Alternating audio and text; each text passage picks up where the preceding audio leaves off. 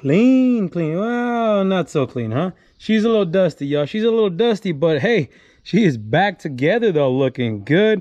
We're gonna detail the motor later. Hey, actually, let me know if you guys want to see a video on how to detail your motor, or I should say wash your engine. I got a lot of questions last time I did an Instagram video when I was washing a small block Chevy 350, and let me know if you guys want to see something like that, just kind of explaining what to put water on, what not to put water on, all that stuff. But let me know, put it down in the comments below. But the purpose of this video, we see what we got going on. Coolant system. What's up, everybody? Welcome back to the channel. Hey, if you guys are new, by the way, hit the subscribe button and hit the like button and hit the bell for notifications. If you guys are just here for the cooling system part of it, you guys might want to stay tuned, because we are always messing with something classic with some new muscle. You stick around, because we're going to talk a little bit about this cooling system. Now, the reason why I'm doing this is because I just pulled out the thermostat and replaced it. So guys, this is obviously an LS engine. Pulled out the old stock thermostat. I don't know, what is this, 185, 189, something like that, something crazy. I just finished putting a 160 in there. If you guys are interested in a 160 thermostat for these LS motors, I'll put it down in the description below. You guys can check it out. The part number and the link will be down there to take you, so you guys can buy one of these 160 thermostat. Get it while you can. But these guys here, I want to talk to you about bleeding this thing. So I got a few things here that I use, and it really just depends on every car. Is a little bit different. Like, this is really the one way I was doing it for the longest time, is using this funnel kit here. It's like a spill-proof funnel kit. So what you do, they give you all these different attachments. You attach it to the radiator, fill it with coolant, turn the car on, turn the heater on, and let the car run and let it get up to idle. And what's happening is as air is coming out, you'll have bubbles come out of here and coolant will take its place. But it's a really lengthy process. So you can do it that way, right? Or you can do it the new school way, which is vacuum. You're gonna need a air compressor though, and you're gonna need one of these kits. I have two kits here. This one's like 50, maybe 60 bucks. This one's more like closer to 80 bucks, but the quality is a lot better. Just the case alone, I mean, you can tell by just the case as well. This one's made by FJC. It's okay, but it doesn't really work all that great. This one works a lot better, but the problem with this one is this guy here. You can see how well it's made. I mean, it's great. Nice aluminum pieces, nice fittings. I mean, you can just see the quality. But the way it attaches to the radiator is what it is. It comes with a bunch of these little boots, and you got to find one that fits your coolant reservoir or your radiator, stick it in there, and then stick this guy in there, and then turn your wheel here, and then what it'll do, it'll expand to create a nice seal. But because we don't really have like an aftermarket or even a stock reservoir where it sits like straight up and down, when we try to use this guy on this radiator, what happens is, because if it's at an angle, it'll start to take the weight and tip it back. And so what that's going to do is basically not seal anymore and let all the air out, and all the air you just sucked out is going to go right back in. So it doesn't really work very well. You can use it, but it's very tricky. You have to play with it and get it exactly right and keep the pressure on, because like I said, what happens is at an angle, so this thing's kind of bulky and heavy, which is good. It's nicely made, but it just starts to take it and tip it down, and then basically opening back up the hole, and the seal is gone that you just created. Now we have the other guy from FIC, I want to say it is. This thing's really crappy, janky, plasticky, not very well made, and probably leaks a little bit, but it does the job as well. Now the one thing with this one comes with this adapter. This is just one adapter, one cone adapter. You basically stick it in your fill hole. So, but this one, because it's not as heavy and there's actually a hose that you're gonna run to the top of here, you just really want to jam this guy in here as tight as you can, right?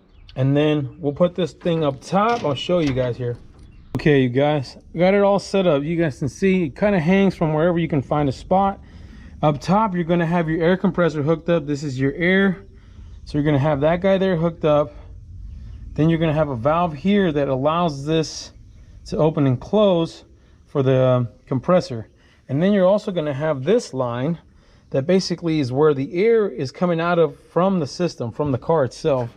So this is going to get kind of crazy. This is going to splash all over the place. You kind of want to find a spot to put that in so it doesn't get in your way. And then you're going to have this line, the bottom one line here, that runs down and actually into our coolant bucket. So you are going to need a coolant bucket full of coolant, and you want to submerge this. And the trick is to keep this submerged at all times so it doesn't suck any air back through your system. Now also, guys, I didn't say this, but keep in mind, this is obviously for a coolant system that's not leaking, no leaks, no issues, right? So if there's an issue with your coolant system, this is not going to help you guys. This is just to refill or replace your coolant system. Now, what you are going to want to do, though, is you're going to want to drain as much of it as possible, whether you pull the lower radiator hose out or the plug on the side of the radiator. We already did that because we removed the lower radiator hose to change the thermostat. So you're still going to have coolant in the system, but not as much. So try to remove as much as you can without doing anything crazy other than just undoing a hose. Now, once we got that done, you got your coolant in here, you got this thing set up, you got your air set up, and now the way this is going to work, we're going to close this valve here, the bottom one, shut it, and then we're going to leave this one open. And so what that's going to do, you have this button here, you allow the air compressor to do its thing, come through here, and then suck all the air out of here. Now we have it hooked up here. Now you have to make sure and watch this. Like I said, if this thing does not seal properly, you're not going to get a good vacuum out of it. So now we're going to start to vacuum, but we're going to put this hose and kind of jam it somewhere so it's not spraying everywhere or going crazy. We're just going to put it right there so we can basically control it more or less. Just like that. And then we're just going to go ahead and open this up, trigger the compressor,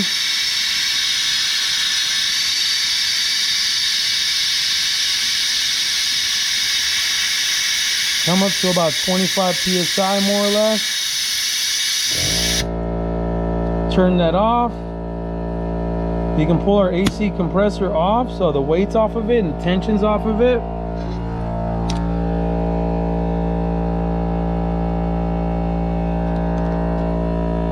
So now you're gonna have that PSI should be holding somewhat decent. Like I said, this thing starts to let air out a little bit here and there because of the crappy quality of the gauge.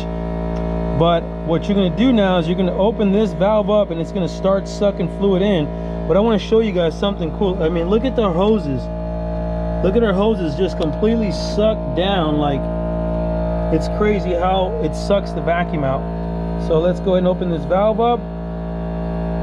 Make sure you have that one closed. You see that? Now what it's doing is replacing the air with fluid. Just like that. So you're just gonna keep going until this thing basically stops on its own, but you wanna make sure that you have coolant in this bucket at all times. And then once it stops, you can pull everything off, shut the valve off, and top off the radiator if need be. But all it's doing now is just replacing that air with coolant. But like I said, you guys can see how much vacuum it pulls out. I mean, this thing just destroys the hoses. It crushes it to where there's no air in there. You can almost hear it taking that coolant and putting it in the system. So now it's doing its thing. We just kind of let it do its thing. Should be around 5 minutes or so, maybe less, just depending on how much air you had in there. But yeah, this thing does the same thing as well, you guys. Well, like I said, this one's just the adapter for the radiators kind of doesn't help because of this radiator is at an angle, and like I said, and the weight just starts to lean over and basically loses its seal. But I really like this one. This one is, to me, is better quality and better made than this thing. This thing works, but it just it's just kind of very flimsy, very janky kind of thing, but it works. And then obviously spill proof, that thing always works, just takes a long time. But you guys can see, look at the vacuum doing its thing, and the coolant is starting to come down. I mean, look at, we started way up here, we already got almost half of that in there already. But that's all you guys need to do. If you guys like it, let me know, put it down in the comments below. Like I said, I'll put a link to all this stuff. They're all available on Amazon. You guys can click the link and pick one up if you guys need to for your guys' build, or even just your dailies. They work good for your dailies, and you don't have to worry about air pockets. I think that's the #1 thing I see when these swaps get done, is sometimes they're a pain in the butt with these LSs to refill them, and people overheat. So if you don't get all the air out of the system, you're gonna overheat every time.